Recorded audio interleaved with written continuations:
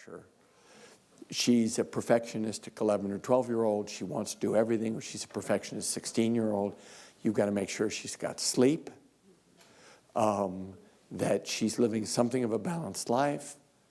You have to keep them healthy.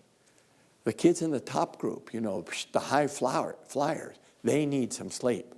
When I go to high schools, when I speak to high school auditoriums, I may have 1,000 kids in there, and I just pick out 20 kids. I say, how much sleep did you get last? I get somebody to take it down and give me an average. And I have 20 kids, boom, boom, how much sleep did you get last night? And in a school like this, in a high-powered suburb, the high schoolers are getting an average of 6 hours and 15 minutes of sleep. Middle schoolers getting 7 hours and 15 minutes of sleep. And they're stressed. We have gigantic sleep debt in American kids. So if you have a kid who's ambitious and good at school, your job is to make sure that she gets some sleep, and your job is to provide perspective, right? 95% of kids who apply to Stanford University do not get in, right?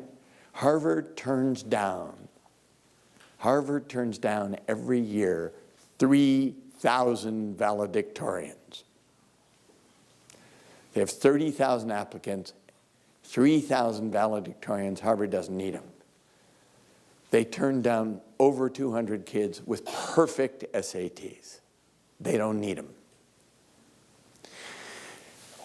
If you have a kid who's a valedictorian, they ought to get in, right? But they don't. Many of them don't. And you have to have a broader view of what life is made of so that your kid isn't at risk for a decision made by a college admissions committee in 5 minutes one afternoon. Because that's what it is. It's a group of people in their mid-20s sitting around the table. Each one of them have read 1,000 essays. And they sit and talk about kids and make a decision every 4 or 5 minutes. At Harvard, it's 30,000 kids they consider. It's a staggering proposition, actually. And so kids put everything they've ever been or done on a piece of paper and send it off. And if you share the anxiety that that decision is going to affect the rest of their lives, you've narrowed the perspective. And that increases the pressure. You have to have a broader perspective. Did I give you some tips there?